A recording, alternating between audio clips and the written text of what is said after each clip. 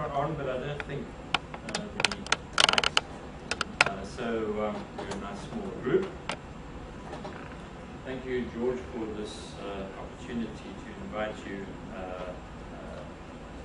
your permission to Cape Town.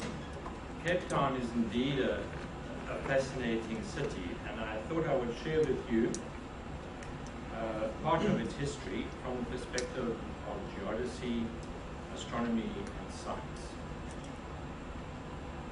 From Cape Town's earliest establishment as a Dutch port to service vessels trading with India and Indonesia in 1652, it was recognized as a place of science and geodesy, for it was the earliest place in the southernmost position where you could start to study the stars of the southern hemisphere. It was quickly realized that the stars of the southern hemisphere were significantly different. One of the things that I hope you'll have an opportunity to do is to get out to a dark part of the city, or maybe even better, into the rural areas, and have a look at the night sky. You will see far more stars in the southern hemisphere than you will in the northern hemisphere. And so it's a unique, from an astronomy point of view, it's a unique hemisphere.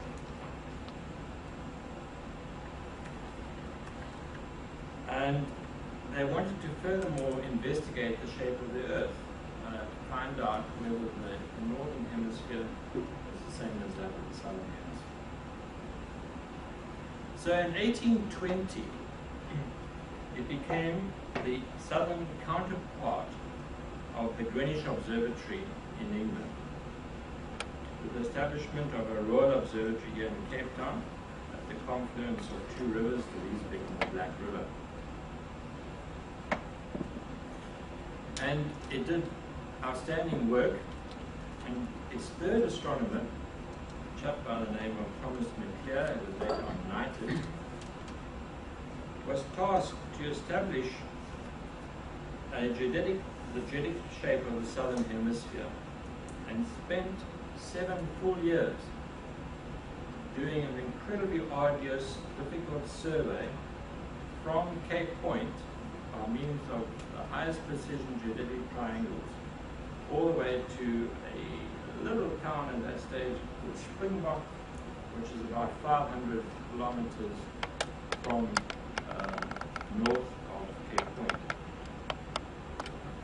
And he did this to the highest scientific accuracy capable at the time, and proved without a shadow of a doubt that the southern hemisphere was essentially the same shape as the northern hemisphere. It was a massive piece of scientific work.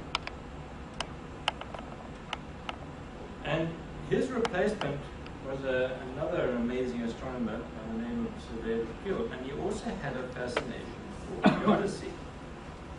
And whilst he established the Cape Observatory as one of the greatest in the southern hemisphere at the time, in fact the greatest in the southern hemisphere at the time, he went on almost in his part-time to survey the entire southern Africa, right as far as Malawi, with geodetic triangles of the highest accuracy then done anywhere in the world.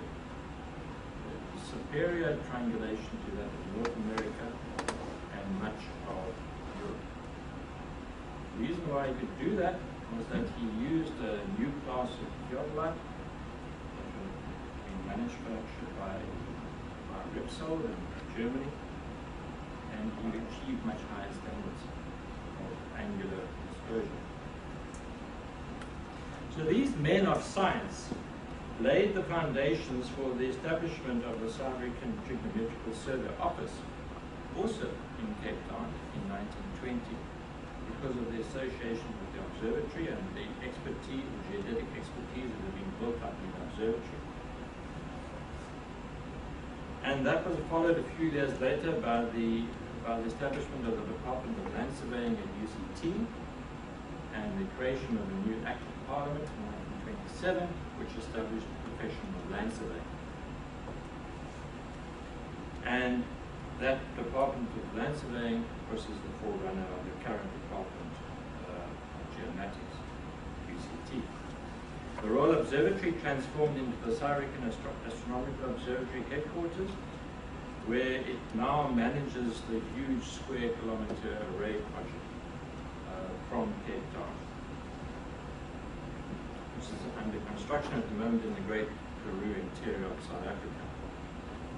And as you're probably aware, this is going to be the largest scientific project that has ever been attempted. So from small beginnings, Cape Town has become a place of international science. And UCT remains the leading geomatics education institution on the continent.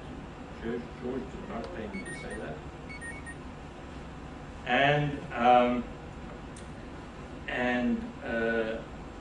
our national mapping agency is now called the National Geospatial Information and still operates from the slopes of Devil's Peak behind me.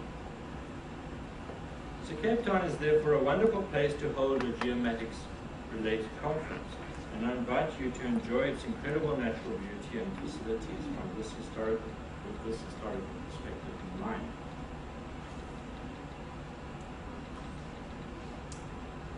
The Working Group 4-7 chairperson, CC, and co-chairs George and Nakayama, together with Secretary Ting Zhu, are to be congratulated for bringing together, with the collaboration of 5 other working groups, a full set of papers and many extended abstracts. I am sure it will lead to many very stimulating discussions over the next 3 days. A member of my staff is here for this conference and will be listening very carefully to some of the papers because it has a direct impact on our practice, which was the first private practice in South Africa to start laser scanning 7 years ago. To my knowledge, this is the first time that an ISPRS working group has met in South Africa. If I'm wrong, please correct me. But I just wonder why it has taken over 100 years for this wonderful body to actually meet here. Your past president, Orland Alton, attended our Africa Geo conference in Cape Town in June 2011. And I personally met him and we had some interesting discussions about further collaboration between the South African Survey and Geomatics bodies and the ISPRS.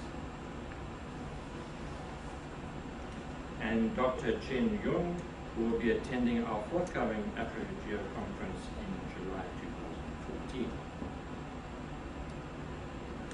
So I hope that this is just the beginning of a closer cooperation between South African geomatics bodies and ISPRS.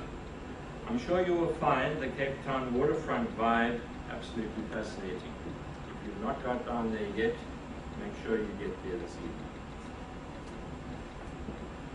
And indeed, such a pleasure that you will be able to do your utmost to be back here in 7 months' time for our Africa Geo conference. But one last point I'd like to note.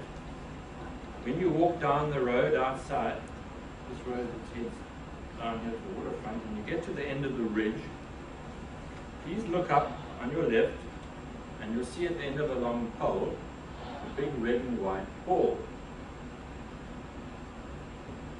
That is in fact a timing ball, historic piece of timing infrastructure that was established, I think around about 1860. And it had direct line of sight with the observatory that I mentioned earlier on, 6 kilometers away to the south.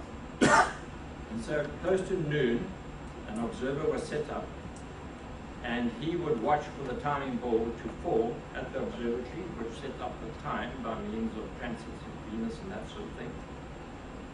And that the time was then conveyed by means of the falling of the ball to this time ball, and from there then to the clocks that were on board the ships. And the navigators set their clocks before heading out to sea and hopefully getting to their destination.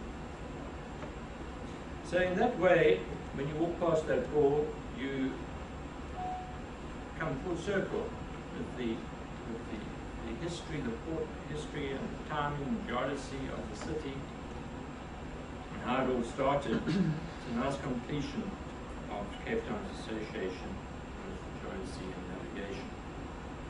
So I wish you a really fine conference over the next 2 days. I hope that it's the start of many more. And please enjoy the delights of Cape Town. And if you drink red wine, buy a really good one, because it's fantastic.